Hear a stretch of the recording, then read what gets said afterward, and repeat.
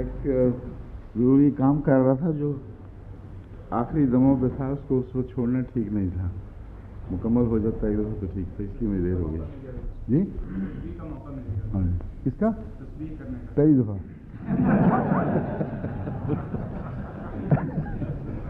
تو بڑی مبارک تاخیر ہے یہ.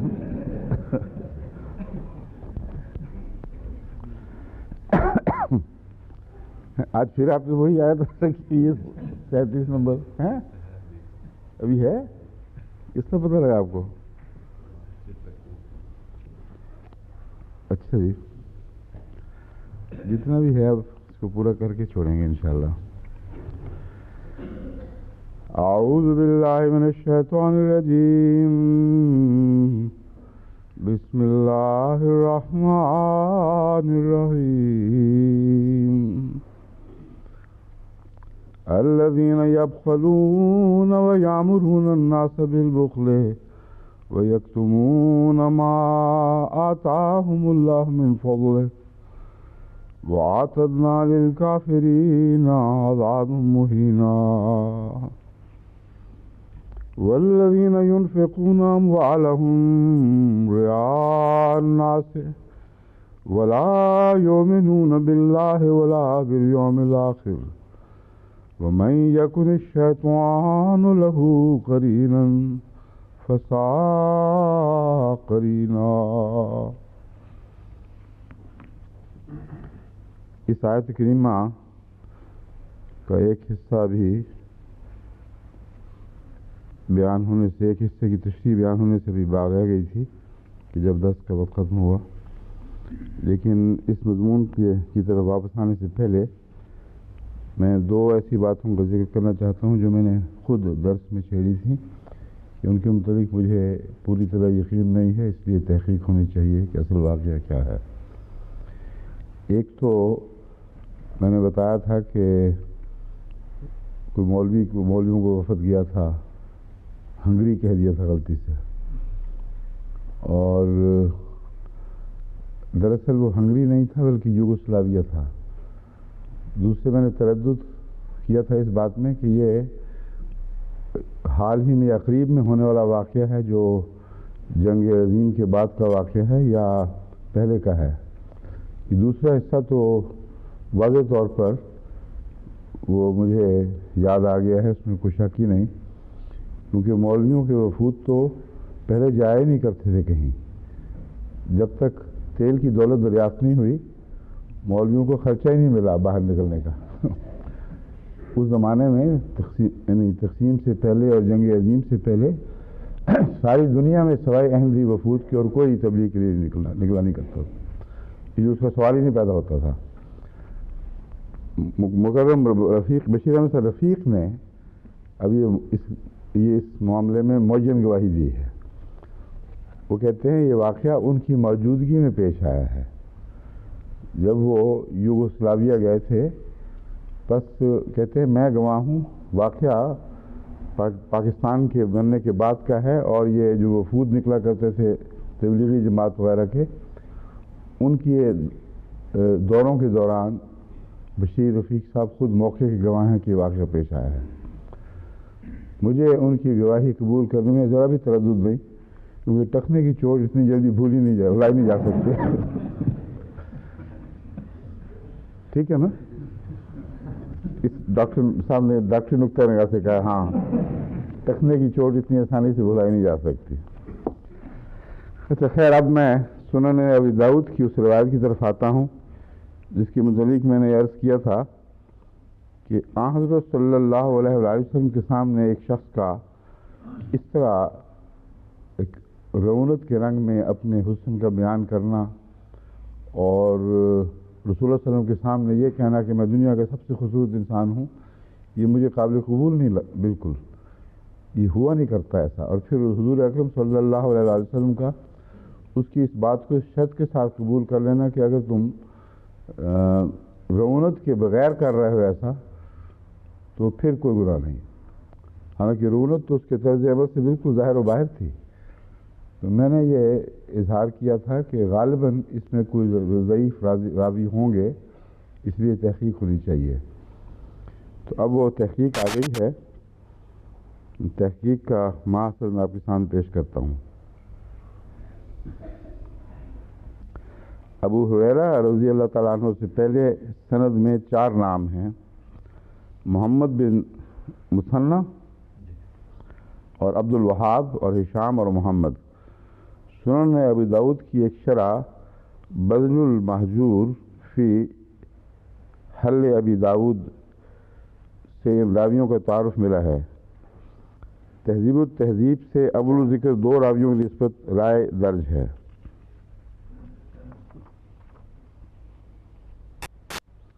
محمد بن مثنى کے متعلق تہذیب التہذیب جو ایک سند ہے راویوں کے متعلق، وہ لکھتی ہے کہ اس کی عقل میں خلل ہے، یعنی یہ راوی صاحب کچھ مخبوط الحواس ہو چکے تھے جب انہوں نے روایت کی ہے۔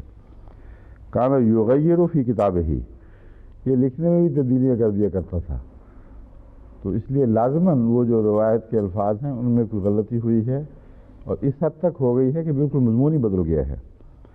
عبد الوہاب بن عبد المجید کے متعلق یہ تحقیق ہے، کانا یحدث من کتب الناس ولا یحفظ ذلک، وہ اکثر دوسروں کا لکھا بیان پڑھ دیا کرتا تھا اور اپنی یادداشت کوئی نہیں تھی اس کی، تو یہ ساری بات بھی مشکوک ہو گئی۔ پھر تو 2 اتنے مشکوک راوی ہوں تو پھر اس روایت کا کیا اعتبار باقی رہے گا؟ اختلط قبل موتہ بثلاث سنین او 4 سنین، موت سے 3-4 سال پہلے خلط ملط کرنے لگ گیا تھا، یہ ایک بات کو دوسرے سے ملا دیا کرتا تھا۔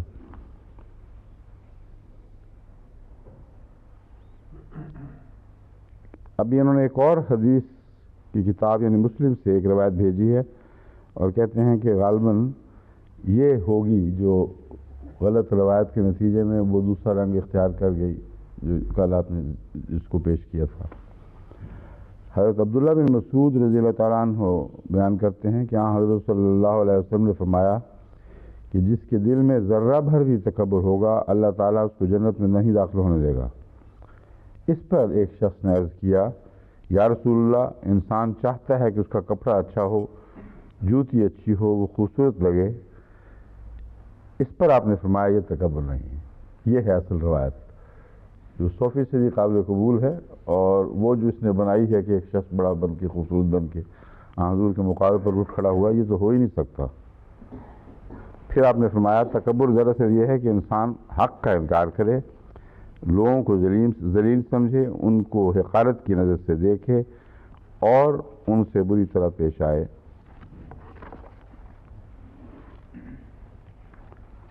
الذین یبخلون ویامرون الناس بالبخل، اس آیت پر تفصیلی گفتگو پہلے ہو چکی ہے، اب چند پہلو جو اس کے باقی ہیں میں ان کو لیتا ہوں۔ بخل کی نسبت سے 3 قابل مذمت حالتیں امام راضی نے بیان کی ہیں۔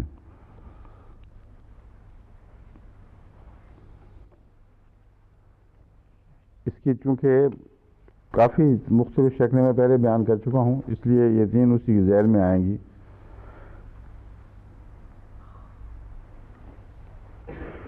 اس کی ضرورت نہیں ہے،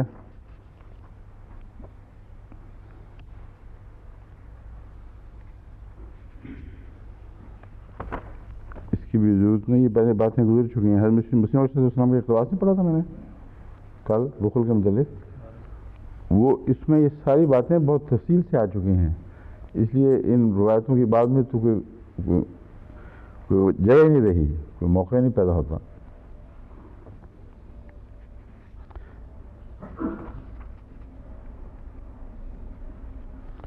ہاں، حضرت ایک ہیں ہمارے مفسر علامہ ابو حیان الاندلسی، انہوں نے ایک نئی بات یہ چھیڑی ہے کہ بخل اور شحہ میں فرق کیا ہے، کیونکہ یہ دونوں الفاظ قرآن کریم میں ملتے ہیں، بخل اور شحہ نفس۔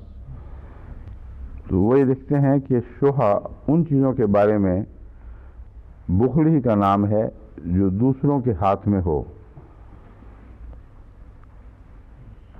اور بخل وہ ہے جو اس کے اپنے ہاتھ میں ہے۔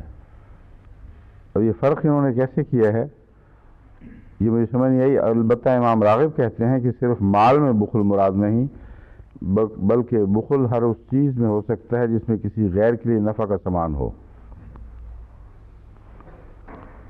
اس شبہ کا یہ جو انہوں نے یہ معنی بیان کیا ہے، اس کی کوئی سند پیش نہیں کی، کوئی لغت کی یا عقلی سند، کہ شبہ اس چیز کے متعلق کہتے ہیں جو کسی اور کے ہاتھ میں ہو۔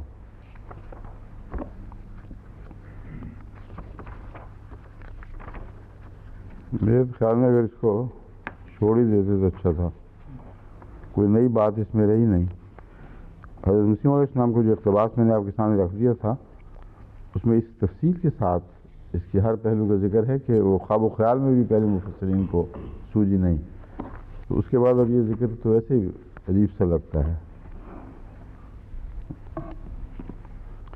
والذین ينفقون اموالهم رئاء الناس ہے، اور جو لوگ اپنے مال لوگوں کو دکھانے کے لیے خرچ کرتے ہیں اور نہ اللہ پر ایمان رکھتے ہیں نہ بعد میں آنے والے دن پر، ان کا انجام برا ہوگا۔ اور جس شخص کا شیطان ساتھی ہو وہ یاد رکھے کہ وہ بہت برا ساتھی ہے۔ سورہ النساء آیت 39۔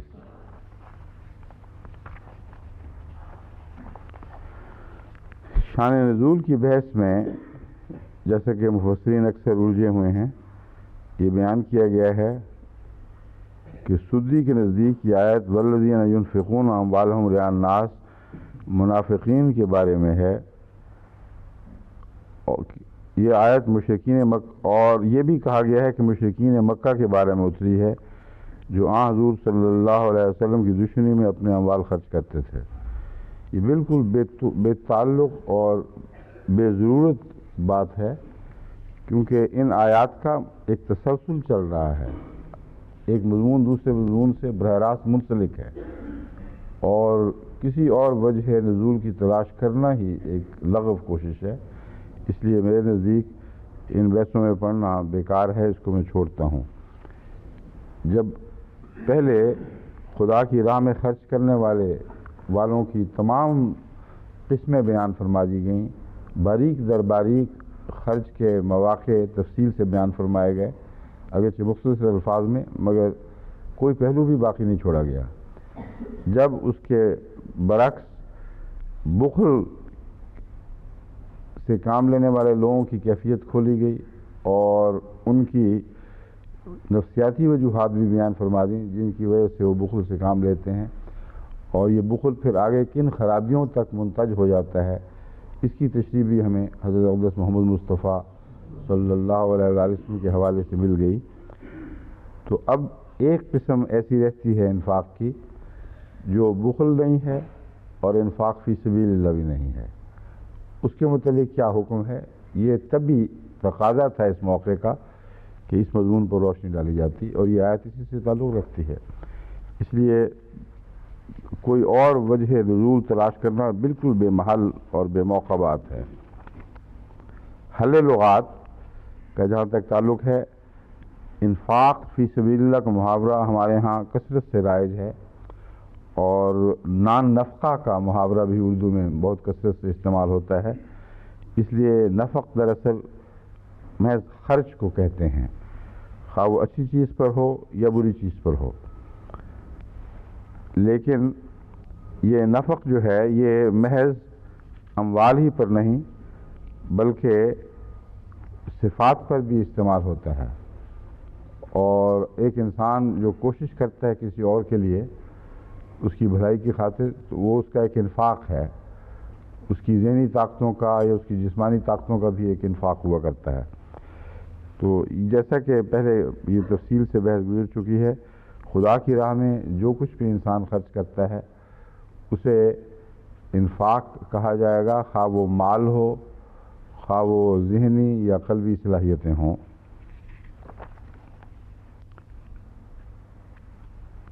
چنانچہ امام راغب فرماتے ہیں، انفاق کا لفظ مال کے خرچ کرنے یا کسی دوسری چیز کے خرچ کرنے کے بارے میں آتا ہے، اور یہ انفاق کبھی واجب ہوتا ہے، کبھی نفلی ہوتا ہے، جیسا کہ فرمایا وَأَنفِقُوا فِي سَبِيلِ اللَّهِ، وَأَنفِقُوا مِمَّا رَزَقْنَاكُمْ، اور فرمایا لَن تَنَالُوا الْبِرَّ حَتَّى تُنفِقُوا مِمَّا تُحِبُّونَ وَمَا تُنفِقُوا مِنْ شَيْءٍ فَإِنَّ اللَّهَ بِهِ عَلِيمٌ۔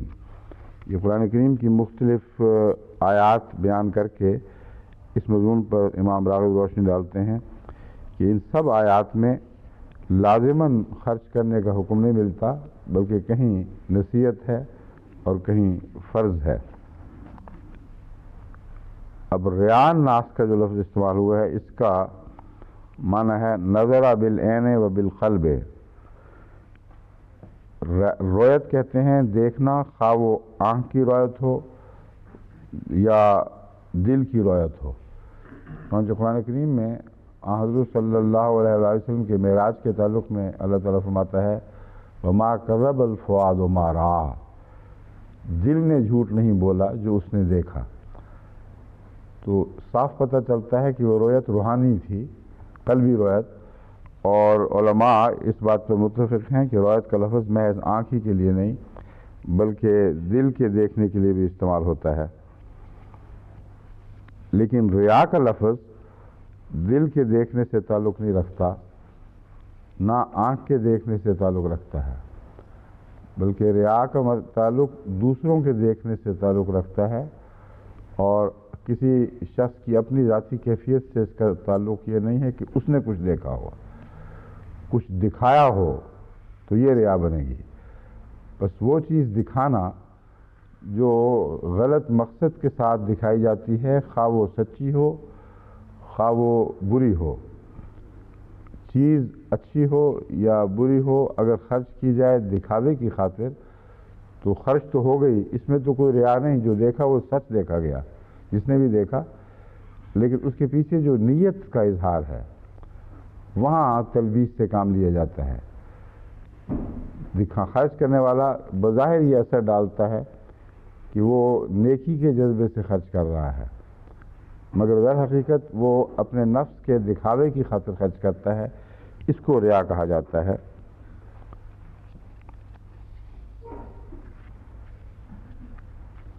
قرین کا لفظ آیا ہے، قرین ساتھی کو کہتے ہیں، ساتھ بیٹھنے والے کو، ایک چیز دوسرے سے ملی ہوئی ہو، اور جڑواں بھائی کو بھی جس طرح ہم اس کو ٹوئنز کہتے ہیں، ان کو بھی قرین کہا جاتا ہے۔ المصاحب، خامند، عشیر، قبیلہ والا وغیرہ وغیرہ، گویا کہ ہر وہ شخص جو کسی دوسرے کے ساتھ کسی جسمانی یا دوسرے رشتے میں بنتا ہے اس کو قرین کہا جاتا ہے، مگر عام طور پر یہ لفظ ساتھ رہنے والے کے لیے استعمال ہوا ہے۔ قرآن کریم میں جب قرین کہا گیا ہے تو ایسا ساتھی جو ساتھ نہ چھوڑے، اگر وہ برا ہو تو وہ شیطان ہے، اور اگر اچھا ہو تو فرشتہ بیان کیا جا سکتا ہے، مگر لازمی طور پر فرشتہ ان معنوں میں نہیں جو عموماً سمجھے جاتے ہیں، بلکہ فرشتہ صفت انسان بھی قرین ہو سکتا ہے، شیطان صفت انسان بھی قرین ہو سکتا ہے۔ اور قرن کا لفظ پہاڑ کے لیے بھی استعمال ہوا ہے، بلکہ اس کی اعلیٰ حصے یعنی چوٹی کے لیے، اور اسی طرح لسان العرب کے نزدیک قرن قوم کے سردار کو بھی کہتے ہیں۔ بس اس پہلو سے قرین میں ایک لطیف معنی یہ داخل ہو جاتا ہے، ایسا ساتھی جس کے پیچھے کوئی لگے، اور یہاں قرآن کریم نے انہی معنوں میں اس کو استعمال فرمایا ہے کہ جس کا شیطان ساتھی ہو، وہ ایسا ساتھی نہیں کہ جس کی بات مانے یا نہ مانے وہ ساتھی بنا رہے۔ بس سرداری کے معنوں میں یہاں مطلب یہ ہوگا کہ وہ شخص جس کا شیطان ایسا ساتھی بن جائے کہ اس کا سردار ہو جائے، اور اس کی باتوں پر انسان عمل کرنے لگ جائے، فبئس القرین، تو ایسا ساتھی تو بہت ہی برا ساتھی ہے۔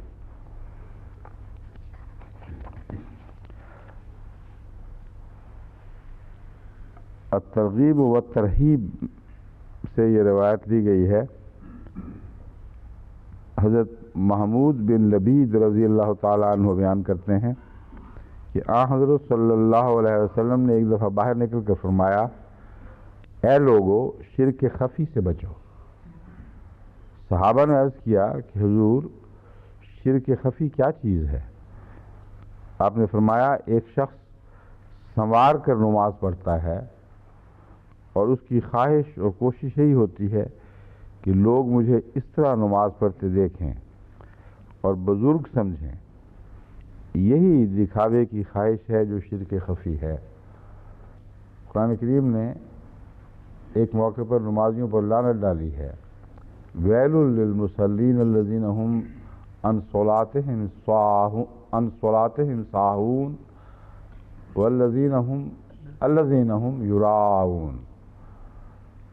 کہ لعنت ہو نمازیوں پر. کون سے نمازی؟ وہ جو اپنی نماز کی روح سے غافل ہیں. الذین هم یراؤون، وہ نماز پڑھتے ہیں محض دکھاوے کی خاطر. تو نیکی بھی بعض دفعہ بہت ہی خطرناک بدی میں تبدیل ہو جاتی ہے اگر نیت میں فرق ہو جائے. تو رسول کریم صلی اللہ علیہ وآلہ وسلم نے اس کو جو شرک فرمایا ہے یہ دراصل نفس کا شرک ہے. یعنی خدا تعالیٰ کی عبادت کی بجائے دراصل ایسا نمازی اپنے نفس کی عبادت کر رہا ہوتا ہے، کیونکہ جو کچھ بھی وہ محنت کرتا ہے اپنے نفس کو اور موٹا کرنے اور اس کی پوجا کرتے ہوئے اس کی بڑائی بیان کرنے کے لیے کر رہا ہوتا ہے. نام اللہ کا لے رہا ہے اور خوش کرنا نفس کو مقصود ہے.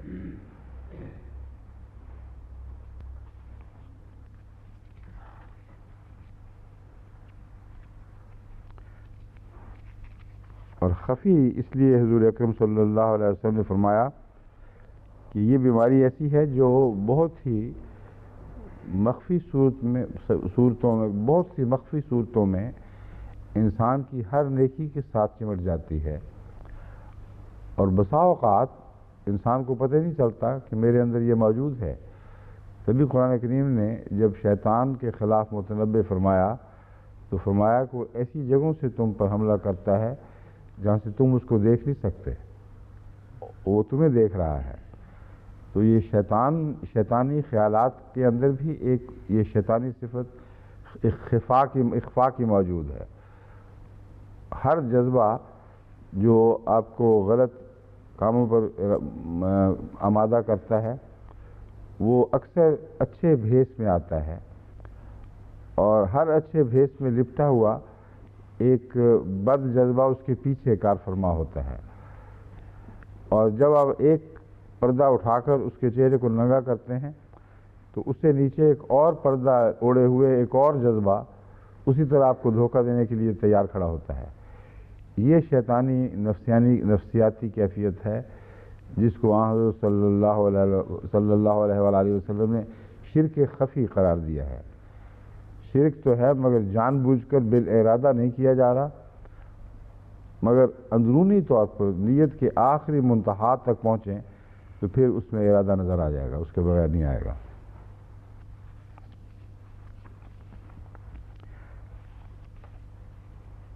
حضرت جندب بن عبداللہ سے روایت ہے کہ حضرت صلی اللہ علیہ وسلم نے فرمایا جو شخص محض شہرت کی خاطر کوئی کام کرتا ہے اللہ تعالیٰ اس کو اس رنگ میں شہرت دے گا کہ آخر کار اس کے عیب لوگوں پر ظاہر ہو جائیں گے، ان میں وہ رسوا اور بدنام ہو جائے گا. اور جو شخص ریاکاری سے کام لے گا اللہ تعالیٰ اس کی ریاکاری سب پر ظاہر کر دے گا. یہ بھی ایک جاری قانون ہے اور صرف مذہب سے تعلق نہیں رکھتا بلکہ دنیا سے بھی تعلق رکھتا ہے.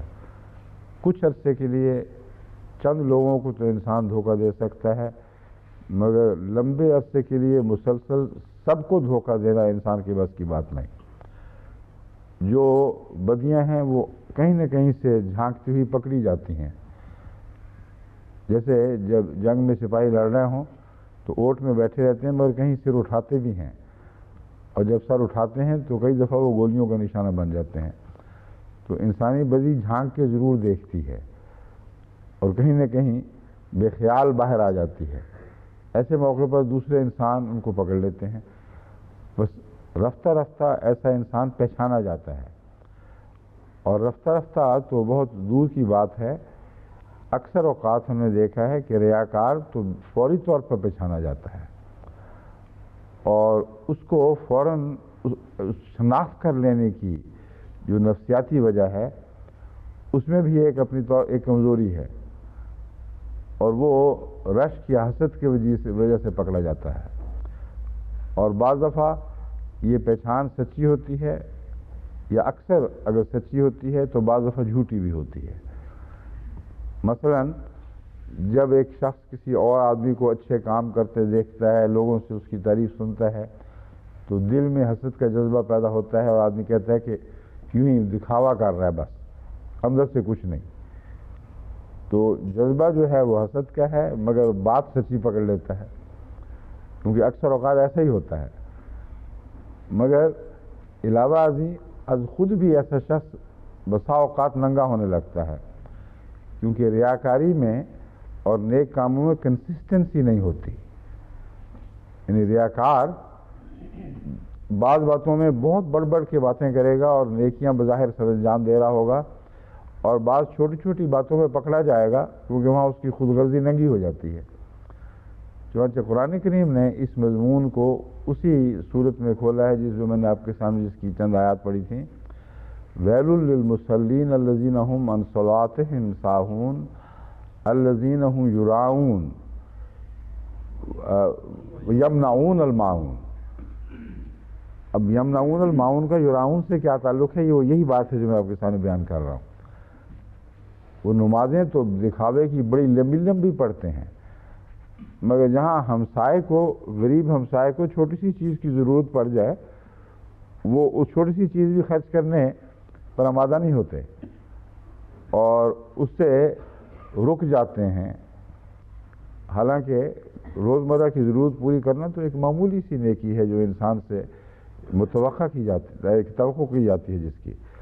بس یہی وہ بات ہے جو رسول اللہ صلی اللہ علیہ وسلم فرما رہے ہیں کہ اس کے عیب ظاہر ہو جاتے ہیں اور ہو سکتے ہیں۔ ایک قانون قدرت ایسا ہے جو ان کو ننگا کرتا چلا جاتا ہے۔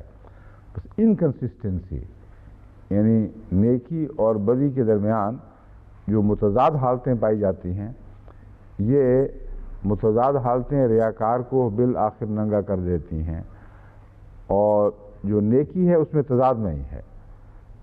ایک نیک آدمی اپنے ہر اظہار میں نیک ہی ہوگا، ہر موقع پر جہاں ایک معاملہ کرنے کی ضرورت پیش آئے گی وہ ہمیشہ سچائی سے معاملہ کرے گا، ہمیشہ صدق اور عدل سے معاملہ کرے گا، اس لیے اس کو ریاکار قرار دیا جا ہی نہیں سکتا۔ مگر حسد کے نتیجے میں سب سے زیادہ ریاکاری کا الزام انبیاء پر لگتا ہے، اور سب سے زیادہ ریاکاری کا نشانہ نیک لوگ بنتے ہیں، اور عام طور پر جب یہ مذہبی دشمنی پیدا ہو جائے تو اس وقت وہ لوگ جو ریاکار ہیں وہ بے ریا لوگوں پر ریاکاری کا الزام لگاتے ہیں۔ بس یہ بھی ایک عجیب دنیا ہے جو انسانی نفس کی ٹیڑھے پن کی وجہ سے عجیب ٹیڑھی دنیا بن کر ظاہر ہوئی ہے۔ اب آپ جماعت احمدیہ کا معاملہ دیکھ لیں، ہم اللہ تعالیٰ کے فضل سے جب چندے دیتے ہیں، جب نمازیں پڑھتے ہیں، تو اللہ گواہ ہے کہ شاذ کے طور پر کوئی ایسا ہوگا جو دکھاوے کی خاطر کرے، ورنہ ہرگز کوئی بھی دکھاوے کا پہلو اس انسانی ہماری نیتوں میں شامل نہیں ہوتا۔ اور مال کا خرچ ایسا ہے جس میں دکھاوا خاص طور پر اثر انداز ہوا کرتا ہے، اور مال کے خرچ میں خدا تعالیٰ کے فضل سے ایسے احمدی ہیں کہ وہ ہر ممکن کوشش کرتے ہیں کہ کسی طرح ان کے خرچ کا کسی کو پتہ نہ چل جائے، اور ایسے خرچ کرتے ہیں کہ اگر اس کا 1000واں حصہ بھی دوسرے کریں تو جب تک اخباروں میں نام نہ چھپ جائیں وہ خوشی نہیں ہوتی، تسلی نہیں پا سکتے۔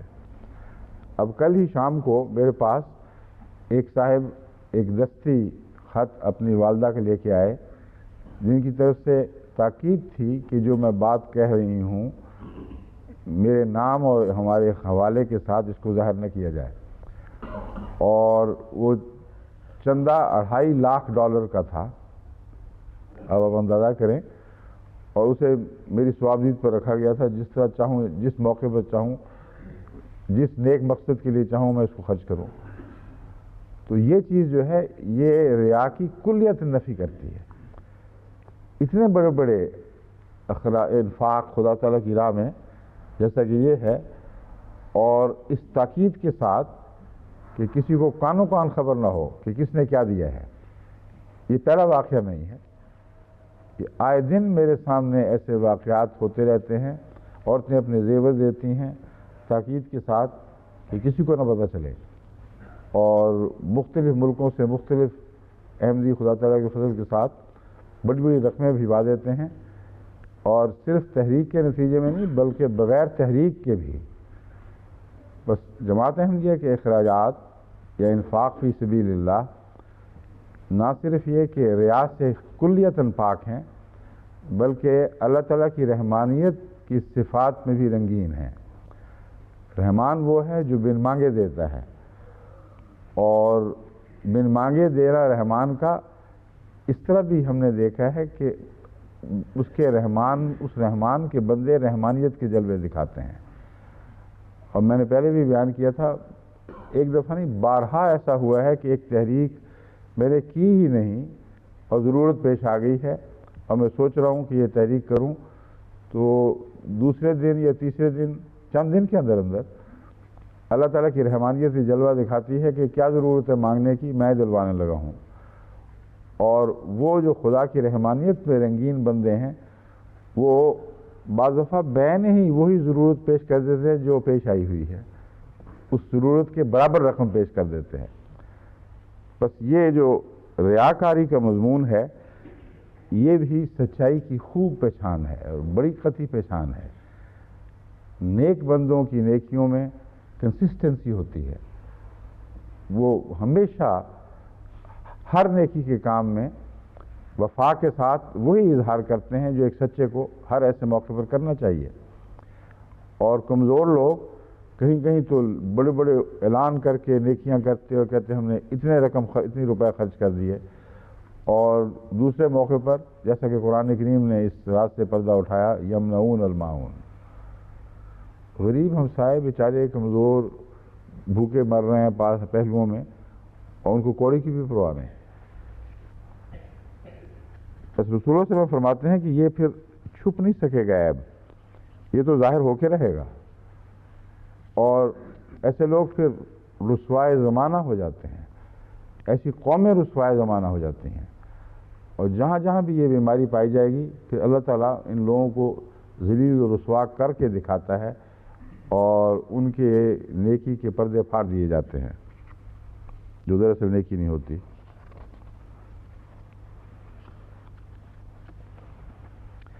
ایک اور روایت میں جو مسند احمد بن حنبل سے لی گئی ہے، حضرت عبداللہ بن جدعان روایت کرتے ہیں، نعوذ باللہ من ذالک، حضرت عائشہ روایت کرتی ہیں عبداللہ بن جدعان کے متعلق پہلے بھی ذکر کر چکا ہوں کہ عبداللہ بن جدعان کی نیکیاں اس کے کام نہیں آئیں گی۔ عنوان پہ عبداللہ بن جدعان پہلے لکھا ہوا تھا تو میں اس کو حضرت عبداللہ بن جدعان کہہ دیا، نعوذ باللہ۔ لکھنے میں بھی تھوڑی سی احتیاط ہونی چاہیے ذرا، اکثر راویوں کا ذکر پہلے آتا ہے نا، ان کی روایت ہے تو اس لیے میں نے غلطی سے وہ پڑھ لیا۔ حضرت عائشہ صدیقہ رضی اللہ تعالیٰ عنہ کی روایت ہے، اس عبداللہ جدعان کا پہلے ذکر گزر چکا ہے، مجھے نہیں یاد کس موقع پر تھا مگر گزرا ہے ضرور۔ عبداللہ بن جدعان، معاف کرنا یہ ویسا برا بھی نہیں جیسا کہ میں سمجھا تھا، کیونکہ رسول اللہ صلی اللہ علیہ وسلم نے فرمایا اس کی نیکیاں اس کو فائدہ نہیں دیں گی، یہ عنوان بجانے کی ضرورت ہی کیا تھی، اس کو کاٹے یہاں سے، ایک دھوکہ پھر دوسرا دھوکہ۔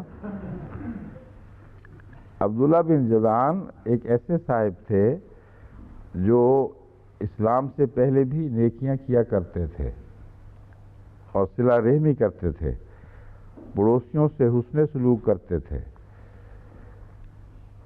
ان کے متعلق پوچھا گیا، حضرت رسول اللہ صلی اللہ علیہ وسلم کی حضور صلی اللہ علیہ وسلم کی خدمت میں عرض کیا گیا کہ عبداللہ بن جدعان قبل الاسلام مہمان نوازی کرتا تھا، قیدیوں کو رہا کرواتا تھا، صلہ رحمی کرتا تھا، پڑوسیوں سے حسن سلوک کرتا تھا، کیا نیکیوں کا اسے کوئی فائدہ ہوگا؟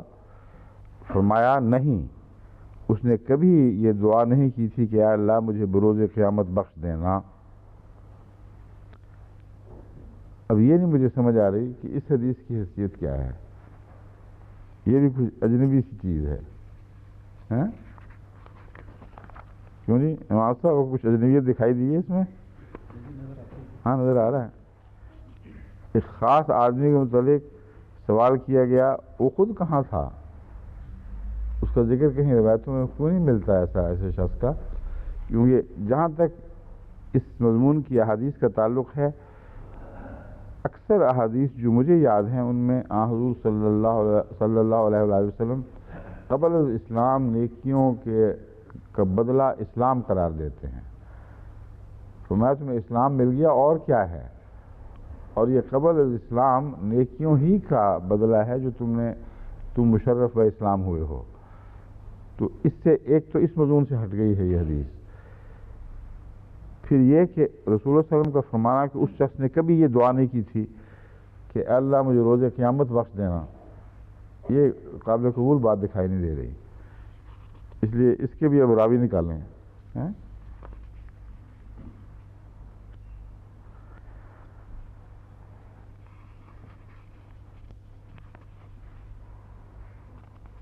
امام راضی فرماتے ہیں کہ جب اللہ تعالیٰ نے محتاجوں کے ساتھ احسان کرنے کا حکم دیا تو ساتھ وضاحت فرما دی کہ جو ایسا نہیں کرتے ان کی دو قسمیں ہیں، وہ بخیل جو مال بالکل خرچ نہیں کرتا، ایسے لوگوں کے لیے اس آیت میں مذمت آئی ہے الذین یبخلون ویامرون الناس بالبخل، کہ وہ لوگ اپنے اموال بھی نیک کاموں پر خرچ نہیں کرتے اور دوسروں کو بھی نیک کاموں پر خرچ کرنے سے روکتے ہیں۔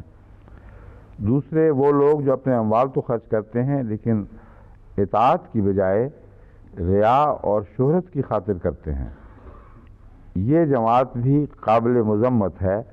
جب یہ دونوں قسمیں غیر مناسب ہیں تو صرف پہلی قسم ہی باقی رہی۔ یہ تو حساب کا سوال بن گیا ایک۔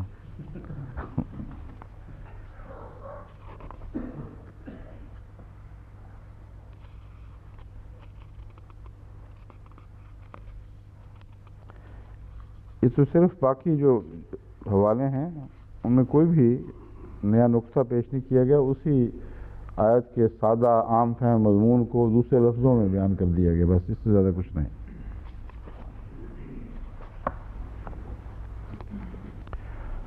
اور یہ عنوان جو ہے دکھاوے کا خرچ شرک خفی ہے، یہ پہلے ہی بات گزر چکی ہے۔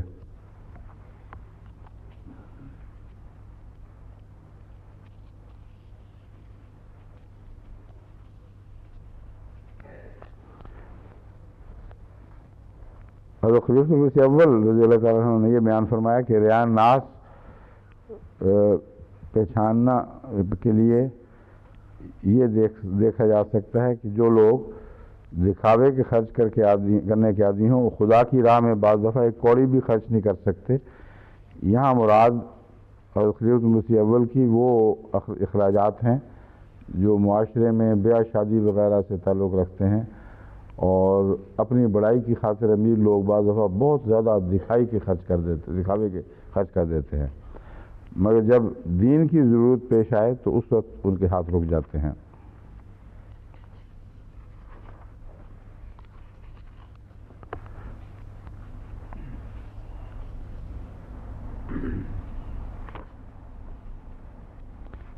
اور شیطان کے قرین ہونے کا مضمون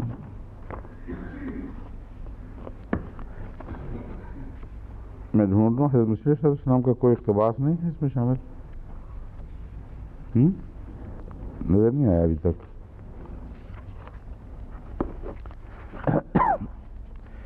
اس مضمون پہ حضرت اقدس مسیح موعود علیہ السلام نے بڑی تفصیل سے اور مختلف پہلوؤں سے روشنی ڈالی ہے۔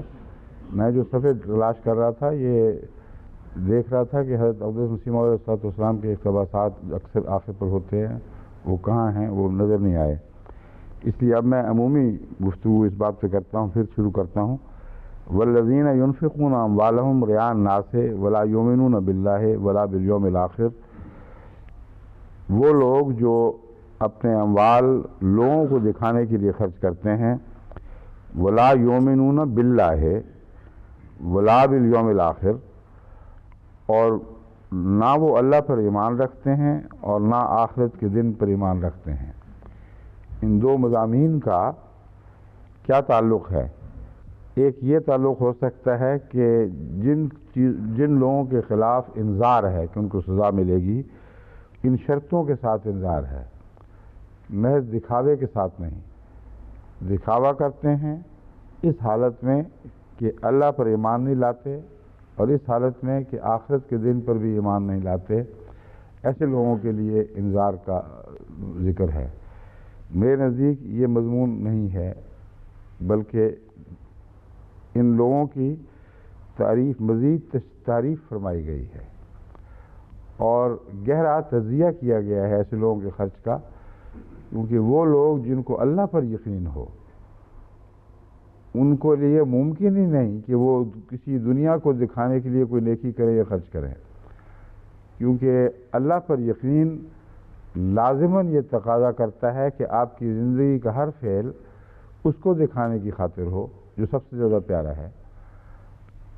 اب آپ روزمرہ کی زندگی میں دیکھتے ہیں کوئی بچہ کو خاص حرکت کرے تو اس کی نظر سب سے پہلے اس پر پڑے گی جو اس کو سب سے زیادہ بڑا لگتا ہے، سب سے زیادہ پیارا لگتا ہے۔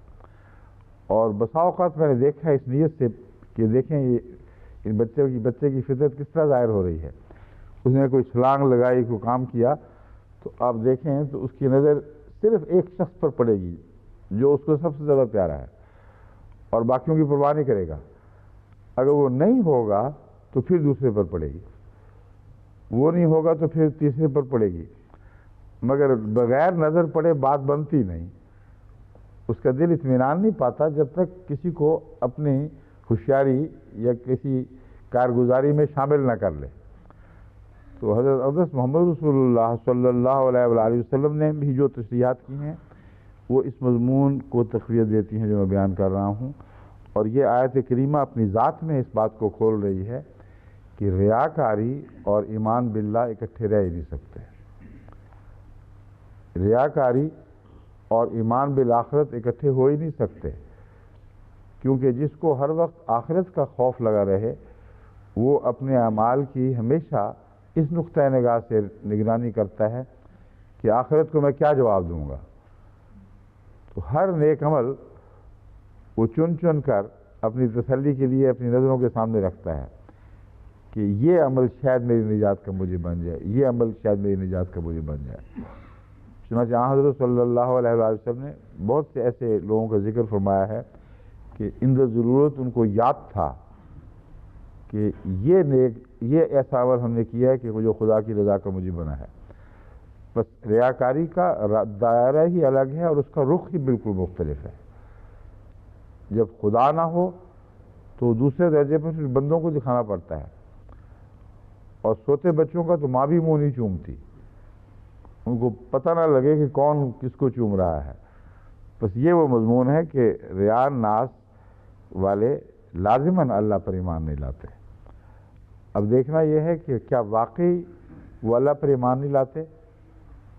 یہ جو مضمون ہے یہ پھر آگے زیادہ جا کے کمپلیکیٹڈ یا زیادہ الجھنے لگتا ہے، کیونکہ ہم نے تو بڑے نیک نظر آنے والے لوگوں میں بھی اور خدا پر ایمان رکھنے والے لوگوں میں بھی جن کا ایمان روزمرہ کی زندگی سے ثابت ہے، ان میں بھی یہ بات دیکھی ہے کہ وہ کسی نہ کسی نیکی کے درجے پر ریا میں ملوث ہو جاتے ہیں۔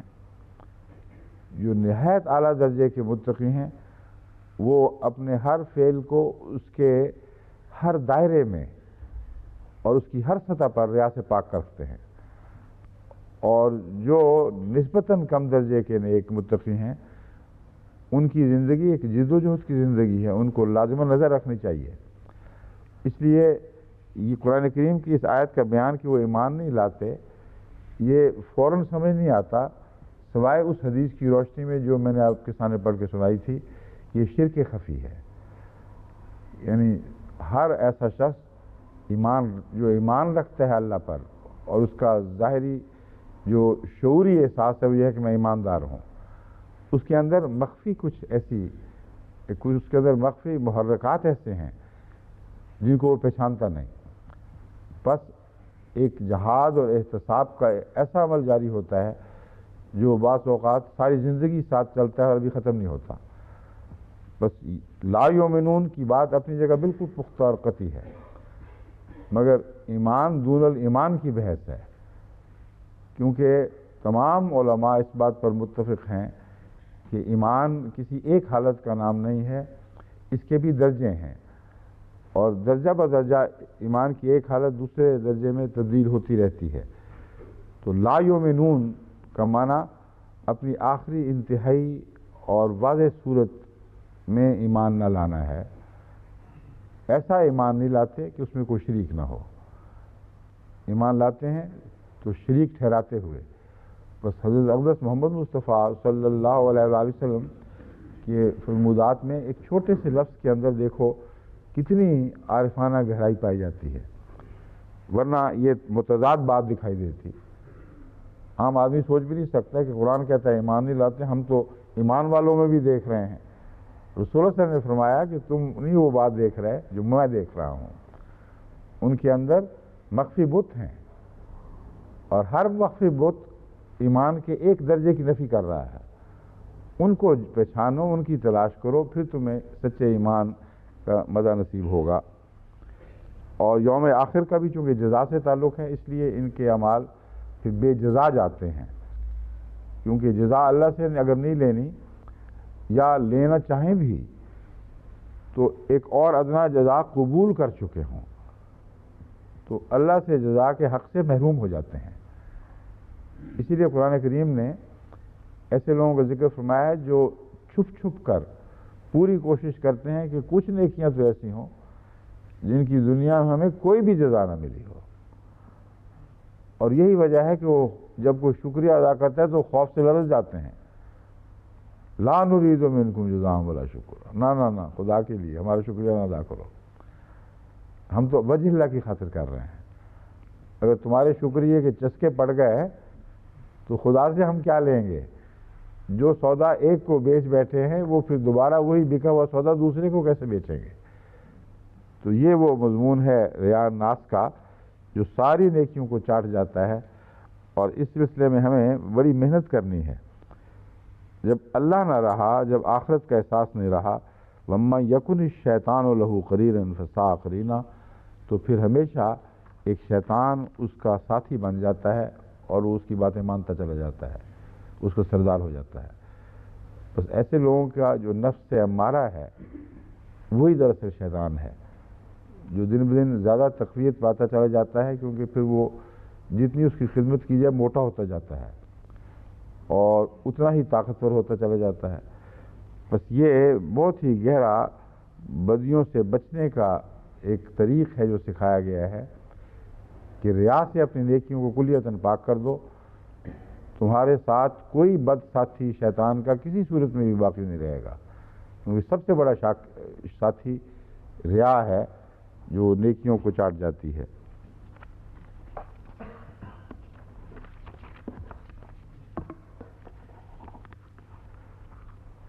آگے فرمایا، یہ پڑھنی ہے اچھے سے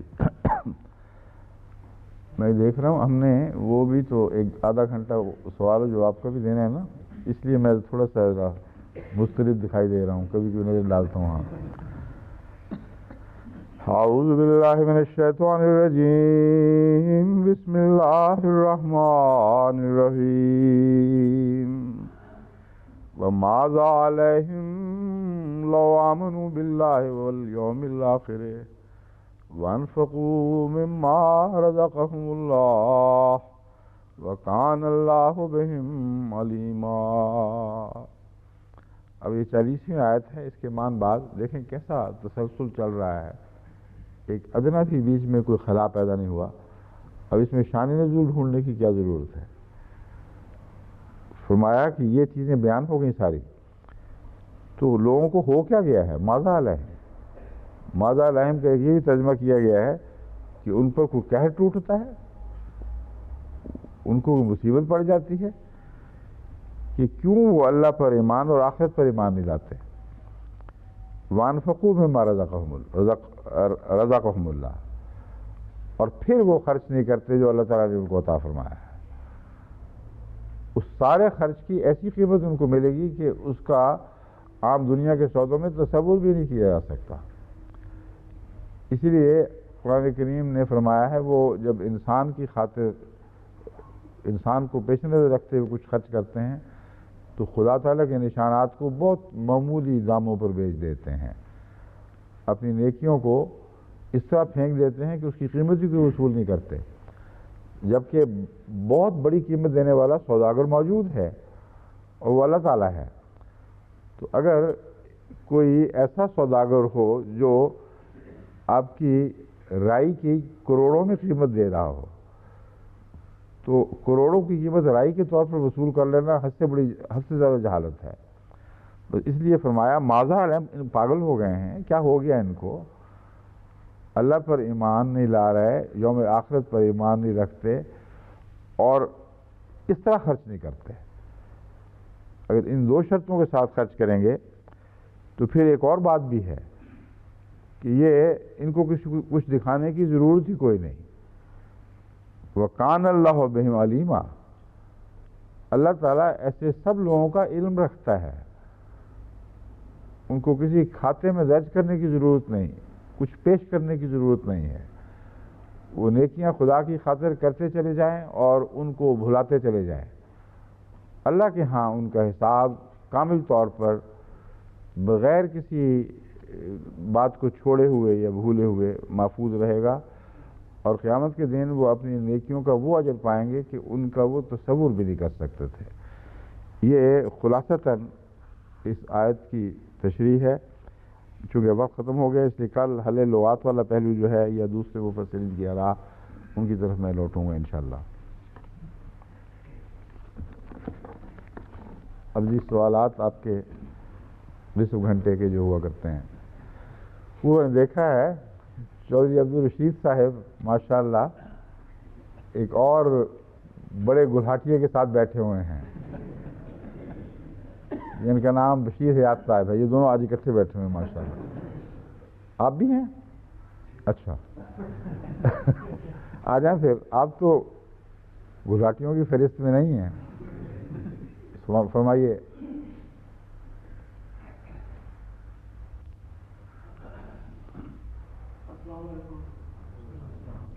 وعلیکم السلام ورحمۃ اللہ۔ حضور رضی اللہ تعالیٰ بن نصر العزیز نے اپنے درس القرآن میں مختلف تفاسیر سے حوالے پیش کیے ہیں، ان میں بعض ایسے بھی تفاسیر کا ذکر فرمایا ہے جنہوں نے کچھ ایسے اقوال درج کر دیے ہیں جو حدیث کے درجہ پر نہیں آتے، حدیث کے درجہ پر نہیں آتے۔ آگے آ جائیں ذرا اور۔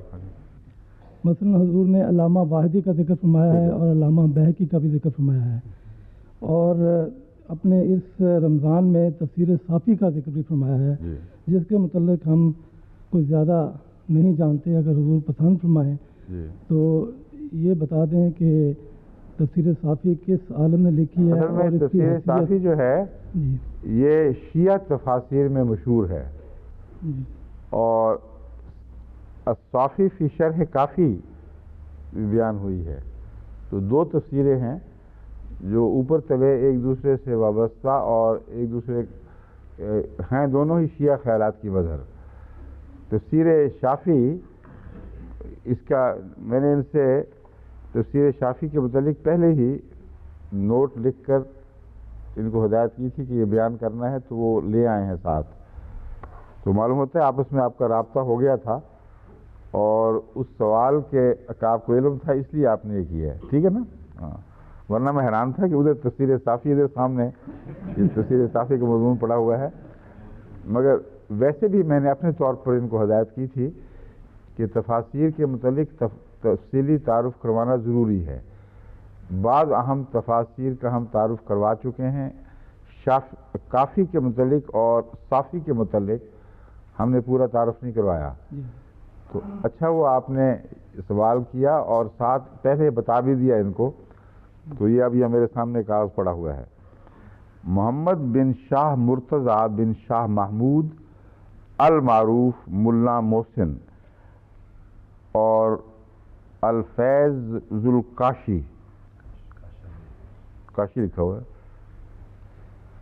کاشانی ہے، اچھا، الفیض الکاشانی وفات 1000 ہجری کے چند سال بعد ہوئی۔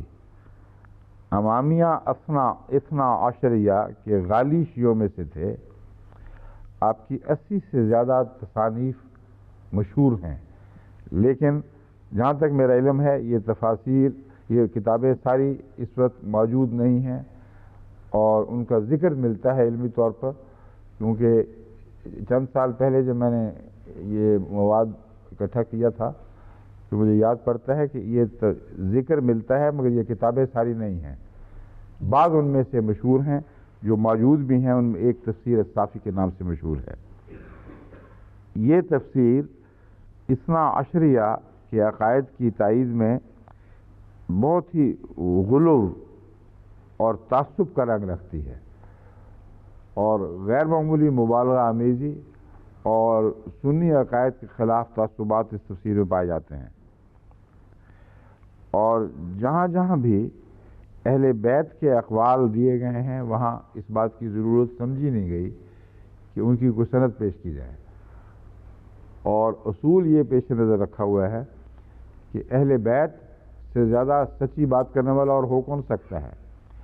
اس لیے اہل بیت کا جب ذکر آ جائے تو کسی روایت کی ضرورت نہیں، لیکن اس بات میں ایک اندرونی سخن ہے اور بڑا خطرناک سخن ہے۔ حضرت صلی اللہ علیہ وآلہ وسلم سے زیادہ سچی بات کرنے والا اور کون ہو سکتا ہے؟ اگر آپ کی بات کی تحقیق کے لیے ایک پختہ سلسلہ اسناد کا ضروری ہو اور ہر سرد کرنے والے کی ذاتی تحقیق ضروری ہو تو ائمہ کیسے مستثنیٰ ہو گئے؟ اس لیے جتنا کسی کا مقام اونچا ہو اتنا ہی لازم ہے کہ اس کے اور روایت قبول کرنے والے کے درمیان جو بھی کڑیاں روایت کی ملتی ہیں ہر ایک کی چھان بین کی جائے۔ اگر روزمرہ کے طور پر آج کوئی بات کہہ دے کہ فلاں نے یہ بات کہی ہے تو تحقیق نہ بھی ہو تو لوگ پرواہ نہیں کرتے، مگر بعض دفعہ میری طرف منسوب ہو جاتی ہیں باتیں، ربوہ میں یا ہندوستان میں بعض دفعہ خط آتے ہیں کہ ہم نے یہ بات سنی ہے، آپ نے یہ کہا ہے، تو پھر مجھے یہ معلوم ہوتا ہے کہ کتنی اہم بات ہے کہ اس بات کی تحقیق ضروری ہے، کیونکہ میرے نام سے جو بات کی گئی وہ میں نے نہیں کہی تھی، یعنی کچھ اور کہا تھا، اس کا مفہوم کچھ اور سمجھا گیا۔ اس لیے زندہ لوگ جو موجود ہوں ان کے ساتھ تو بڑی آسانی کے ساتھ اس خرابی کو دور کیا جا سکتا ہے کہ غلط بات یا غلط مفہوم منسوب ہو جائے تو اس کو معلوم کر لیا جائے، لیکن وہ لوگ بزرگ جو 100 سال 200 سال 1000 سال پہلے فوت ہو چکے ہوں ان کے متعلق کیسے پتہ چلے گا کہ واقعات انہوں نے کوئی بات کہی تھی اور ان معنوں میں کہی تھی جو منسوب ہو رہے ہیں؟ اس کے لیے اسناد کا اور معروف معلوم اسناد کا سلسلہ لازم ہے، جس کی ہر کڑی پر نظر ہو کہ یہ سچی اور قابل اعتماد کڑی ہے۔ اس کو انہوں نے اس بہانے اڑا دیا ہے، اور جہاں بھی ذکر ملے گا آپ کو ان تفسیروں میں کہ امام باقر نے فرمایا، حضرت علی رضی اللہ تعالیٰ عنہ نے فرمایا، وہ کب فرمایا، کس طرح تمہیں پتہ چلا؟ کہتے ہیں امام کی بات ہے، ہمیں کوئی ضرورت ہی نہیں اس بحث کی۔ تو یہ کمزوری اس تفسیر میں نمایاں طور پر پائی جاتی ہے الصافی میں۔ اور جہاں بھی موقع ملا ہے صحابہ پر طعن کرنے کا وہ ضرور کیا گیا ہے۔ اس صفحے میں کافی کے ساتھ اس کا تعلق نہیں کھولا گیا، وہ تو میں نے زبانی بتا دیا تھا، مگر یہ معین اب ہونا چاہیے کہ تفسیر شرح صافی تفسیر الکافی یہی ہے نا اصل چیز۔ تو ان دونوں کا رشتہ کیا ہے، اور وہ کب لکھی گئی تھی اور یہ کب لکھی گئی، اور ان کے مصنف کون تھے، ان کا کیا حال تھا، یہ کل یا پرسوں جس وقت بھی ملے معلومات لے آئیں۔ جزاک اللہ۔ ہاں جی فرمائیے۔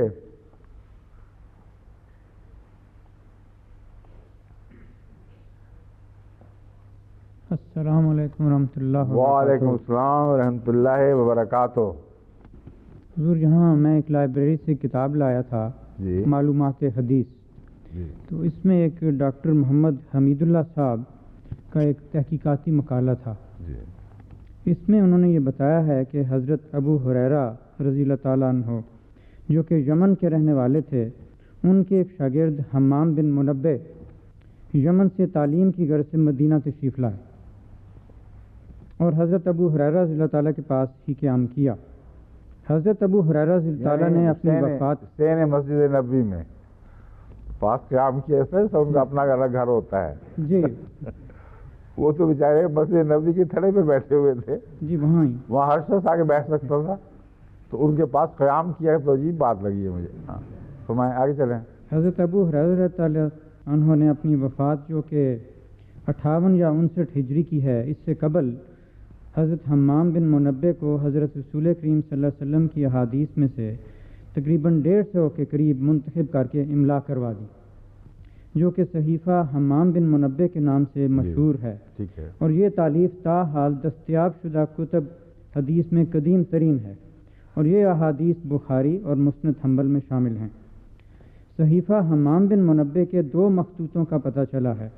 2 مخطوطوں، ہاں جی، ایک مخطوطہ برلن اور دوسرا مخطوطہ دمشق۔ مخطوطہ برلن دوسری جنگ عظیم سے پہلے تک وہاں کے سرکاری کتب خانے میں موجود تھا، اور دوران جنگ حفاظت کی غرض سے ایک اور شہر ٹیوبنگن میں لے جایا گیا، اور پھر 1954 تک یہ وہاں پہ موجود تھا۔ بروکلمان ایک جرمن شخص نے جرمن زبان میں 7 جلدوں میں 5000 صفحات پر مشتمل ساری دنیا کی عربی کتب کی ایک فہرست شائع کی، اور اس میں اس کو بھی شامل کیا، اور ہر کتاب کے متعلق بتایا کہ اس کا مؤلف کون تھا، کتاب کے کتنے مخطوطے دنیا کے کس کس کتب خانے میں باحوالہ نمبر فہرست موجود ہیں، اور اگر وہ چھپ چکی ہے تو کب اور کہاں چھپی۔ تو حضور میری یہ عاجزانہ گزارش ہے کہ کیا یہ ممکن ہے کہ جماعتی سطح پر معلوم کیا جا سکے کہ کیا اس میں حضرت مسیح موعود علیہ الصلوۃ والسلام کی عربی کتب کا بھی ذکر موجود ہے یا نہیں؟ یہ تو دراصل تو آپ نے ایک ایسے سوال کا جواب دیا ہے جو کہ میں نے اٹھایا نہیں تھا، اور آپ جواب دے رہے ہیں اور میں سوالی ہوں، کیونکہ جو مضمون آپ نے اس تشریح سے بہت عمدہ اور عالمانہ مضمون پڑھا ہے، اگر کوئی سوال کرتا تو مجھے فوراً نہ پتہ چلتا اس کا جواب۔ تو میں آپ کا شکریہ ادا کرتا ہوں، جزاکم اللہ احسن الجزا، آپ نے ایک ان کہے سوال کا بہت اچھا جواب دیا ہے۔ باقی اس کو جو آپ نے ملا لیا آخر پہ جا کے، یہ تو آپ نے اتنی تحقیق جو کر لی ہے، تو آگے بڑھیں اور معلوم کریں پھر خود۔ جی رہنمائی فرمائیں تو۔ رہنمائی آپ کر رہے ہیں میری، آپ کو پتہ ہے اس کا نام، مصنف کا، اس کے حوالے موجود ہیں، 50,000 لفظ ہیں یا 5,000؟ جی 7 جلدیں اور 5000 صفحات ہیں۔ 5,000 صفحات ہیں۔ جی تو آپ جرمن مطالعہ شروع کر دیں، یا یہ معلوم کریں کہ اس کا انگریزی میں ترجمہ ہے کہ نہیں۔ جی اگر ہو تو پھر مطالعہ شروع کریں، بسم اللہ، اور اگلے سال تک ممکن ہے آپ ہمیں بتا سکیں کہ آیا اس میں ذکر ہے کہ نہیں۔ لیکن اتنی لمبی ضرورت نہیں دراصل۔ عام طور پر ایسی محققانہ کتابوں کے آخر پر ایک انڈیکس ہوا کرتا ہے، اور مجھے بھاری امید ہے کہ اس کا انڈیکس موجود ہوگا۔ تو آپ یہ حوالہ ہمارے جرمنی میں اگر کسی دوست آپ کے عزیز ہیں نا، آپ ایک طاہر ان کے بیٹا پیر صاحب کا بیٹا، آپ کا کیا لگتا ہے کزن؟ مزد بھائی، ہاں اس کو بھیجیں، اس کو جرمن آتی ہے اچھی طرح، کافی حد تک کافی حد تک، تو اس کو کہیں یہ کتاب ہے، اس کے انڈیکس دیکھو اور بتا دو مجھے، بس اتنی سی بات ہے، ٹھیک ہے؟ دوسرے حضرت مسیح علیہ السلام کے جو کلمی نسخے ہیں، ان کی کہاں پہ حفاظت کی گئی ہے اور کہاں پہ موجود ہیں؟ ہماری لائبریری میں جتنے بھی محفوظ ہیں، ہماری لائبریری میں محفوظ ہیں، اور کہاں رکھے ہوئے وہ نہیں میں نے بتانا، کیونکہ حفاظت کا سوال ہے تو حفاظت کے خلاف پوری استعمال کیا جا سکتا ہے۔ جزاکم اللہ۔ شکریہ۔ بہت ہی یہ سینسٹیو یعنی نازک مسئلہ ہے، کیونکہ ایسا واقعہ ہو چکا ہے، ایک مولوی آیا تحقیق کے نام پر، لائبریری میں گھس گیا اور اس نے کتابیں اٹھانی شروع کیں اور پھر واپس رکھنی شروع کیں، اور بعض انتہائی اہم ایسی کتب جو مخالفوں کے لٹریچر سے تعلق رکھتی تھیں جن کے حوالوں کی ہمیں ضرورت آتی رہتی تھی، وہ غائب کر گیا۔ تو اس کے بعد سے میں نے تاکید کی تھی کہ جو بھی قیمتی خزانے ہیں ان کو کلیتاً اخفاء میں رکھا جائے اور ان کی کاپیاں کروا لی جائیں، فوٹو اسٹیٹس کروا لی جائیں۔ اگر کسی نے دیکھنا ہے تو فوٹو اسٹیٹس اٹھا کے دیکھے، اگر چوری کر کے بھاگتا بھی ہے تو ہمیں کیا فرق پڑے گا، ایک اور کروا لیں گے۔ تو مگر اس لیے میں نے وہ جگہ نہیں بتانی سمجھ گئے؟ آگے آئیے رشید صاحب۔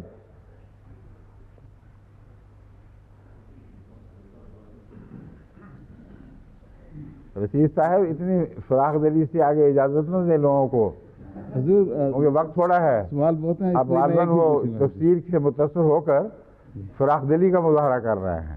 حضور میں ایک دوسرے کو کہہ رہے ہیں تم سوال کر لو، تم سوال کر لو۔ حضور رمضان المبارک کے خاص مہینہ میں حضرت مسیح محمود علیہ السلام کی خاص دعائیں کیا ہوا کرتی تھیں؟ آپ اس بارے میں کچھ روشنی۔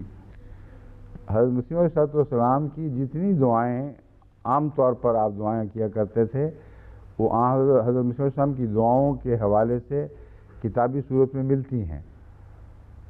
تو اس کا وہ کتاب لیں، یہاں لندن مسجد میں اویلیبل ہے نا، وہ یہ آپ کی لائبریری میں، میرے پاس تو تھا نا، ریفرنس موجود ہے، وہ ان کو دینا نا اس کی کاپی پڑھوا دیں ان کو، ٹھیک ہے؟ سب کے لیے ہو جائے تو ہاں سب کے لیے، وائی ناٹ، کیوں نہیں، بہت اچھا خیال ہے، چھپا لے اس کو، ٹھیک ہے جی۔ اور اسی بارے میں چھوٹا سا دوسرا سوال ہے جی، حضور آپ نے پچھلے درس میں ربنا آتنا فی الدنیا حسنۃ وفی الآخرۃ حسنۃ والی دعا کا ذکر فرمایا تھا، اور ساتھ ہی حضرت موسیٰ کی دعا کا ذکر فرمایا تھا۔ کیا یہ دعا حضرت موسیٰ کی دعا ہے، رب انی لما انزلت الی من خیر فقیر؟ ٹھیک ہے۔ اس دعا میں اور اس دعا میں اے اللہ تو ہمیں اپنی رضا کی راہوں پر چلا، کوئی فرق ہے؟ آپ کو کیا لگتا ہے؟ مجھے تو کوئی نہیں لگتا جی۔ پھر آپ دونوں پڑھ لیا، جو مرضی پڑھ لیا کریں، جزاک اللہ۔ بیٹھے رہیے۔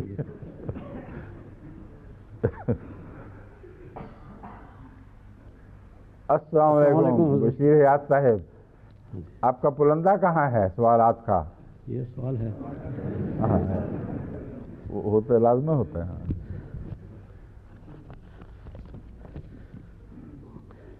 پچھلی دفعہ آپ نے اردو کس سے لکھوائی تھی؟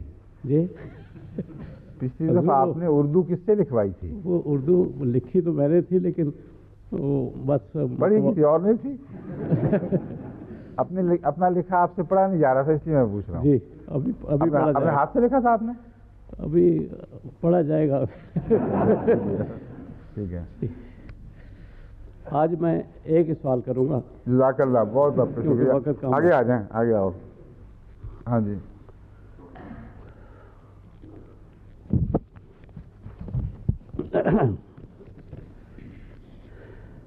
یا جو کچھ اللہ نے اپنے فضل سے لوگوں کو دیا ہے، کیا وہ اس کی بنا پر ان سے حسد کرتے ہیں؟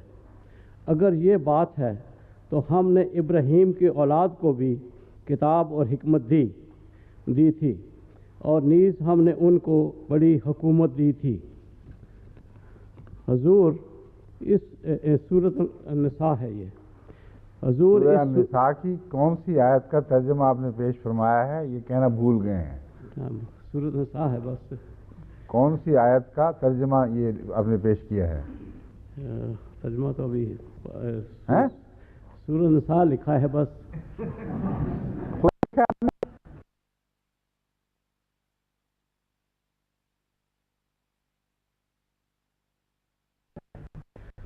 لکھا کس نے ہے؟ لکھا میں نے ہے، سورۃ النساء میں سے لکھا ہے۔ اچھا بتائیں، وہ نکل۔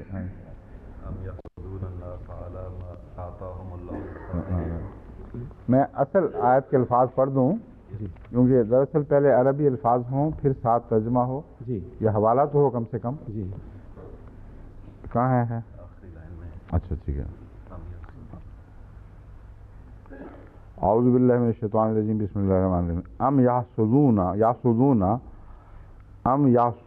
الناس علی ما آتاہم اللہ من فضلہ फ़क़द आतैना इब्राहीम किताब वल हिकमत व आतैनहुम मुल्कन अज़ीमा। कहते हैं क्या ये लोग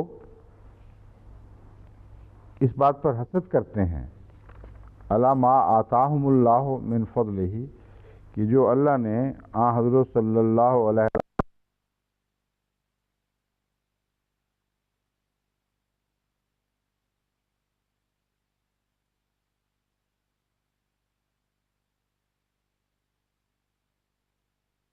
आएगा। पहला अमूमी मजमून है कि क्या ये लोग कुफार मक्का वगैरह वगैरह हज़रत अक़दस मोहम्मद मुस्तफ़ा सल्लल्लाहु अलैहि वसल्लम या अहले किताब भी मुराद हो सकते हैं, ये लोग उस पर हसद करते हैं जो अल्लाह ने अपने फजल से हज़रत रसूलुल्लाह सल्लल्लाहु अलैहि वसल्लम को और आपके साथियों को अता फरमाया है। तो फिर सुन लें, फ़क़द आतैना इब्राहीम अल किताब वल हिकमत, कि हमने इससे पहले इब्राहीम को भी तो किताब दी थी, आल इब्राहीम को भी तो किताब दी थी, वल हिकमत, और हिकमत अता फरमाई थी, व आतैनाहुम मुल्कन अज़ीमा, और उन्हें बहुत बड़ा अजीम मुल्क अता फरमाया था। ये है वो आयत जिसका आपने तर्जुमा पढ़ा है, ठीक है जी। अब बताएं सवाल क्या है। हजूर, इस सूरत में हज़रत इब्राहीम की औलाद के बारे में जिक्र किया गया है। जी, आल इब्राहीम, ठीक है।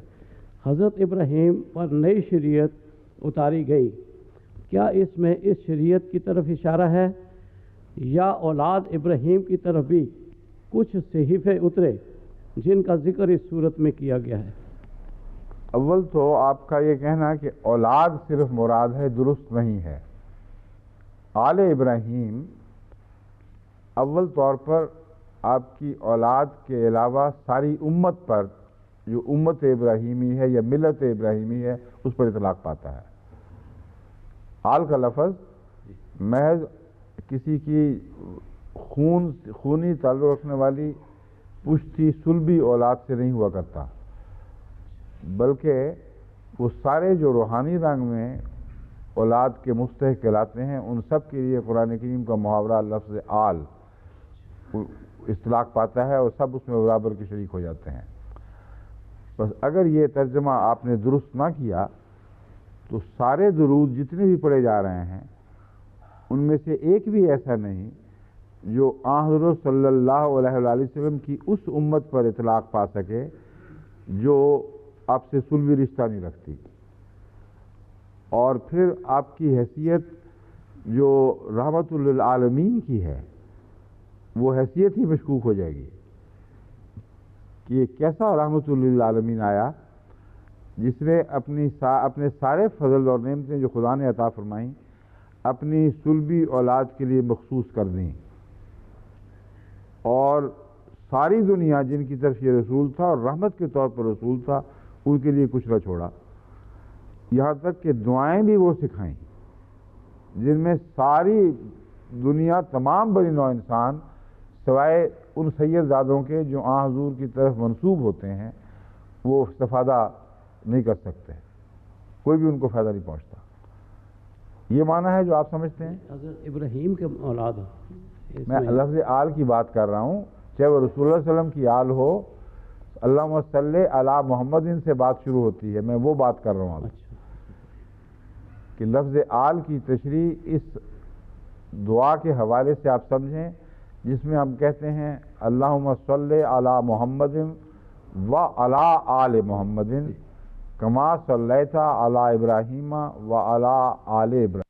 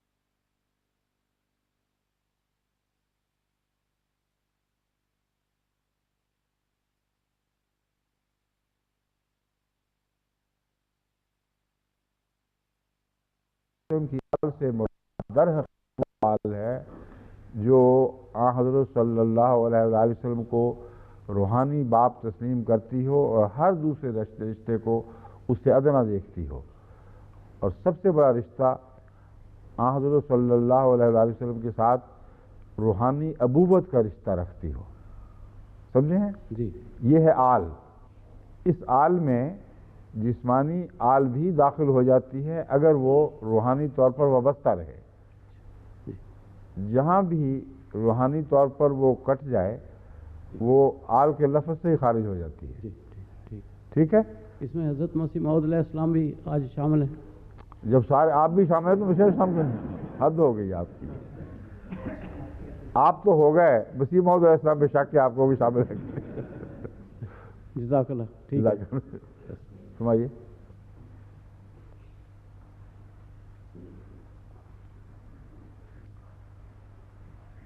یہ فائدہ ہے رشید صاحب اور ان کا کہ کھول دیتے ہیں بات ایک دفعہ پوری. کوئی ابہام نہیں رہنے دیتے باقی.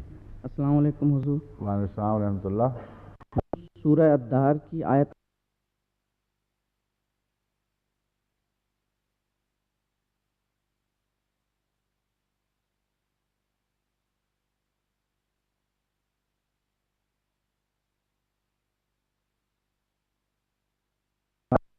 تمام دنیا میں پھیلی ہوئی ہوگی. حضور نظروں سے یہاں کیا مراد ہے؟ نظروں سے کیا مراد ہے؟ جو نیک نیتیں وہ خدا سے مانتے ہیں کہ ہم یہ بھی نیکیاں کریں گے، یہ توفیق ملے گی تو یہ نیکیاں بھی کریں گے. جیسا کہ قرآن کریم میں آتا ہے کہ بعض لوگ جب اولاد مانگتے ہیں تو عرض کرتے ہیں کہ اے خدا تو ہمیں اولاد دے، تو پھر ہم اس یا کوئی اور بھی نیکی کی بات منسوخ کرتے ہیں. جب اولاد ہو جاتی ہے تو شریک ٹھہرانے لگ جاتے ہیں. یہ مراد ہے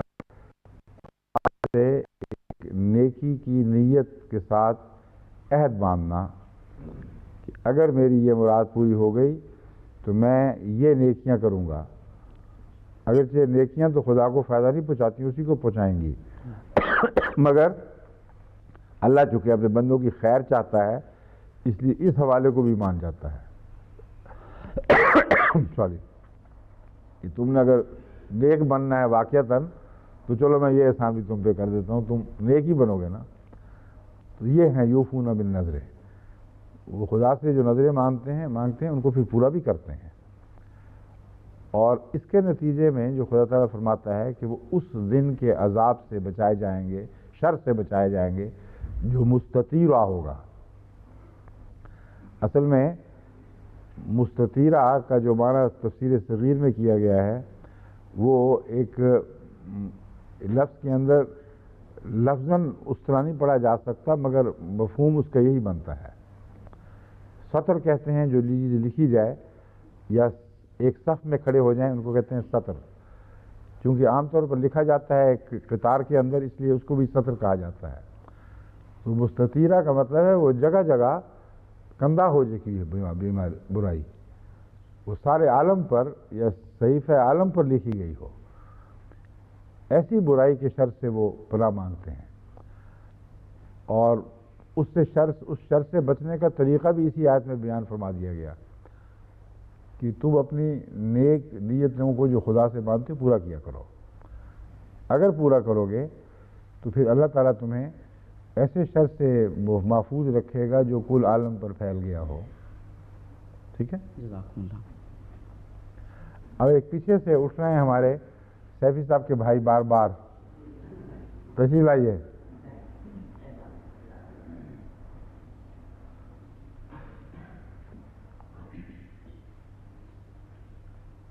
السلام علیکم. وعلیکم السلام. آگے آ جائیں. جی حضور، میرا سوال درود شریف کے بارے میں ہے. جی.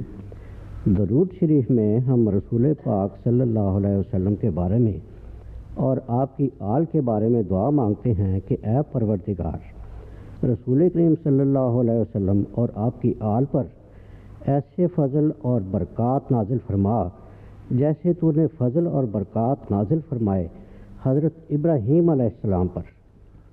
یہ دعا ہم گزشتہ 1400 سال ایسے ہے لفظ یا کچھ اور ہے ترجمہ؟ یہ ایسے فضل اور برکات نازل فرما. ایسے کا ترجمہ تو نہیں ہے درست. جی ضرور. کما فرمایا ہے جس طرح تو نے ان پر فضل فرمائے، ان پر بھی فضل فرمایا، جی مگر جیسے فضل فرمائے یہ نہیں ہے. یہ نہیں. ہاں اچھا. کیونکہ رسول اللہ علیہ وسلم پر بہت زیادہ فضل ہوئے ہیں. ہاں جی یہی میرا. ہاں اور میں سب اسی لیے میں آپ کا جواب دے رہا ہوں. یہ اس میں اور دوسری جگہ فرمایا کما ارسلنا الی فرعون رسولا، جی کہ ہم نے محمد رسول اللہ کو اسی طرح مبعوث فرمایا ہے جیسے موسیٰ کو بھی پہلے مبعوث فرمایا تھا، جی مگر اسی طرح کے بارے ہم مرتبہ کے معنوں میں نہیں ہے، جی ضرور. ویسے ہی نہیں ہے، بلکہ اللہ تعالیٰ مبعوث فرماتا رہتا ہے جیسے موسیٰ کو ان معنوں میں مبعوث فرمایا تھا، اگرچہ وہ مرتبے میں کم ہے. ہاں جی یہی. مگر کما کا لفظ مرتبے کی برابری کے لیے نہیں آتا، جی ضرور. بلکہ واقعہ کی عمومی مشابہت کو ظاہر کرنے کے لیے آتا ہے. سمجھ گئے؟ ٹھیک ہے. بڑی بات، شکریہ. ہاں جی تشریف لائیے. آپ کی رپورٹ نہیں آئی بڑی دیر سے، کیا بات ہے؟ پچھلے کچھ عرصے سے رپورٹ نہیں آئی. ٹھیک ہے، پہلے سے بہتر ہے الحمدللہ. اچھا آگے چلیں. السلام علیکم. آگے آ جائیں. السلام علیکم. وعلیکم السلام.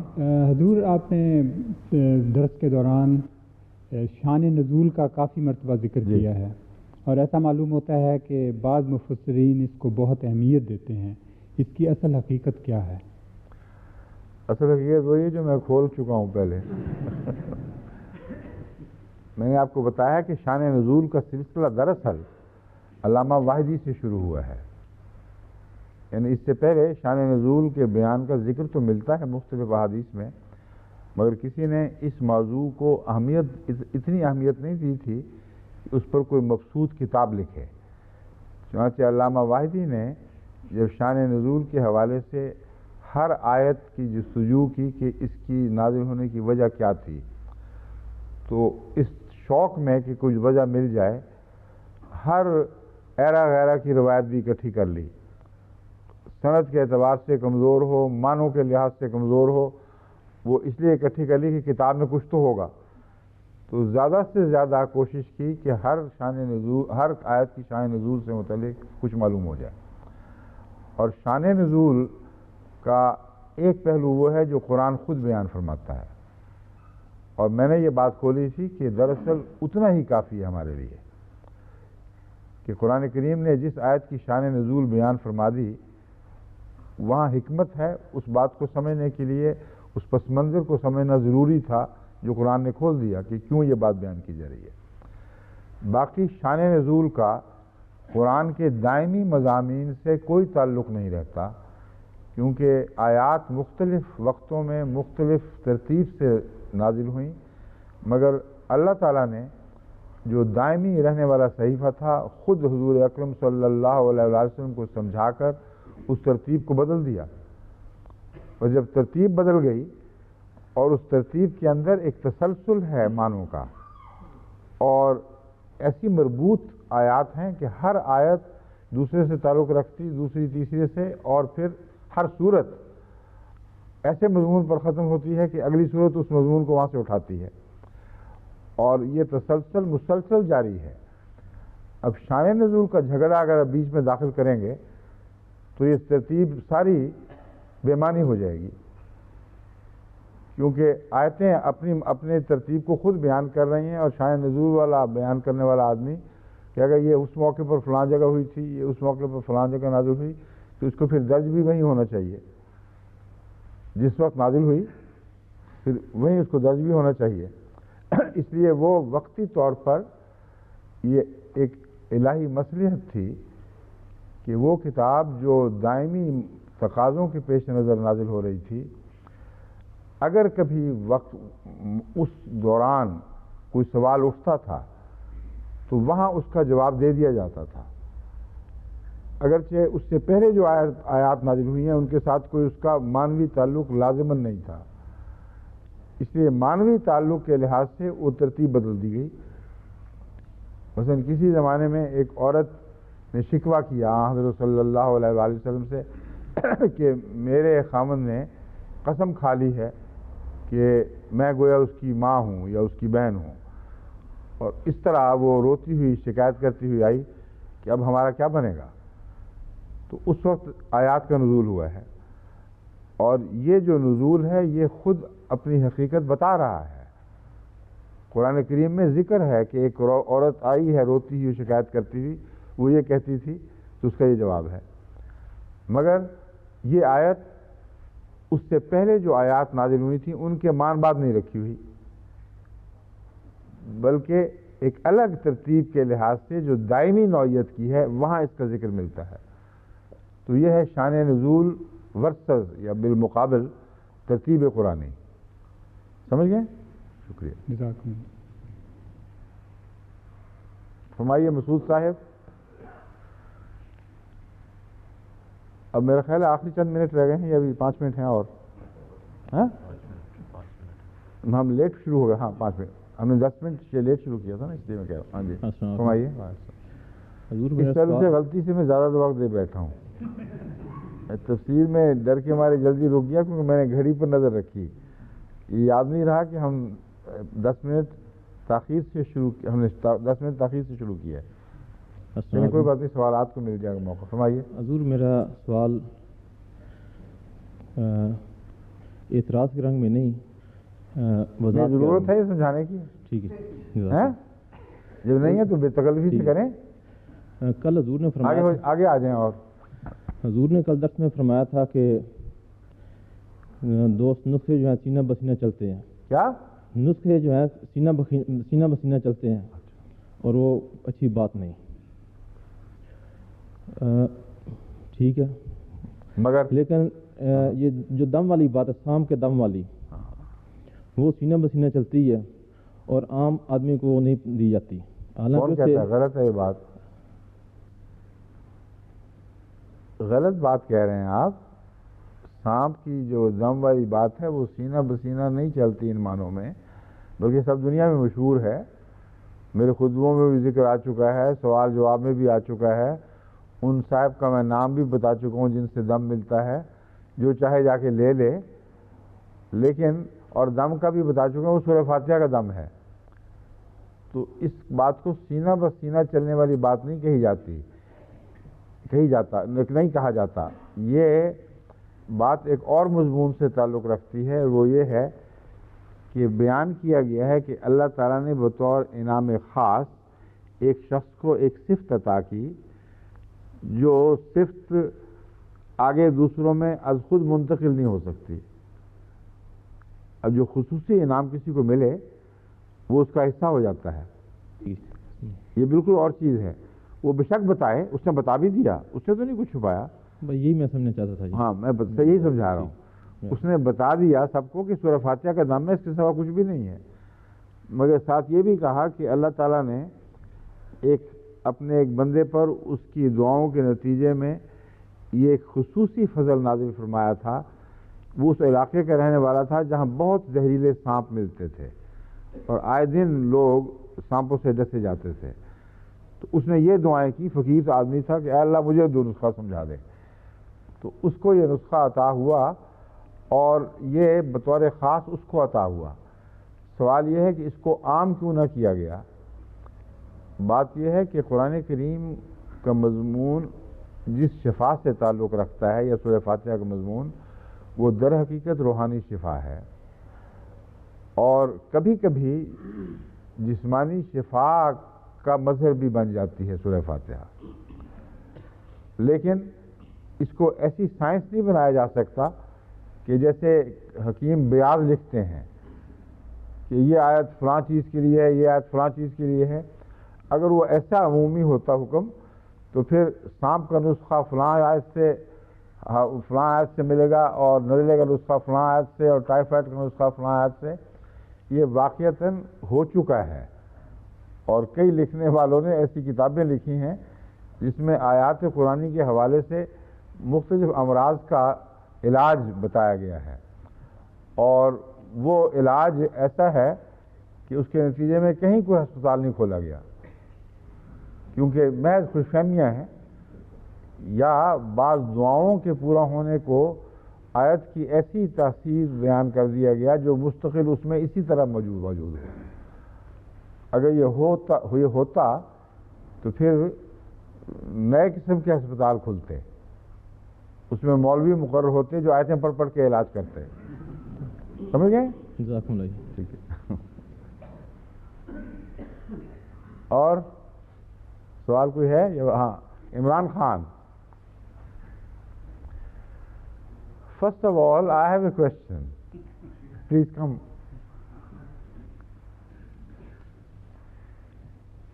People who sit for long hours while they are not used to sitting long hours generally gain weight. But during the last few days of i'tikaf, you are losing weight at a speed that is amazing. What is the prescription for that? What is the secret of that? Dal. Well said. Imam Sahib, take note of this, please. According to this answer, day in and day out, morning and evening, it is dal which is served to the mutakifin. And he is not used to that. So practically he is keeping fast without eating anything. I wouldn't go quite that far. What? I wouldn't go quite that far. I'm going Please. to beg your indulgence for a start because... Come closer. I'm going to beg your indulgence for a start because my question's quite ill prepared. It's in regards to Surah Al-Baqarah, in which Allah is essentially referring to the Jews. Come closer, please. Allah is essentially referring to the Jews, but yes, it's equally as applicable to the mullahs of today, when they knowingly mislead people in regards to the words of Allah and for a paltry price change His message. And it states that for such people, on the Day of Judgment, they will not even be called unto Allah, and He will not listen to their pleas, and there will never be forgiveness for these people. As I said, it's ill prepared, so I have no quotes. If this is the case, how will hell ever be empty? If they'll never be receive forgiveness? You see, this is the question which I have already answered. Abada, the word abada can be translated in the Quran as eternally. But the word abada has application to different durations according to the context of the situation where it is used. Abada does not necessarily mean eternally, but when used in relation to Al-Jannah, that is the heaven, then it is used to indicate eternity, because there are other words and other expressions which clarify this. For instance, about the paradise, it is said it will never come to an end. While before this, the word abada is also used, which means it will remain forever. The same, preceding the same verse, there is a mention of the hell, and the same word abada is used, but the last concluding expression is missing there, which says it will never come to an end. So if you read the Quran carefully, then you will know that the Quran explains itself. Likewise, in the traditions of the Holy Prophet sallallahu alaihi wasallam, we find definite declaration that the hell would certainly come to an end. The time would come when the hell would be like an empty building, where there is nobody even to close the doors, and they bang against the, what they call, sills, as the wind blows. There is just a sort of figure of speech. Shouldn't be taken literally. But on the issue of hell being totally emptied, there is no shadow of doubt left. Right? Thank you.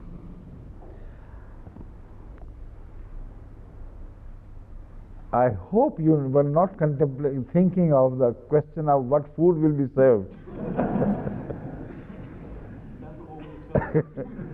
It will not be dal, I assure you. Okay. Yes, please. 1 minute. You're finished. 1 minute is left or it's finished? Achha. So they are still like this. When you say one like this, it means 1 minute is now passing, the last minute is passing. Right? Achha ji. Assalamu alaikum. I think we have already taken about 4 minutes more than. Assalamu alaikum wa rahmatullah.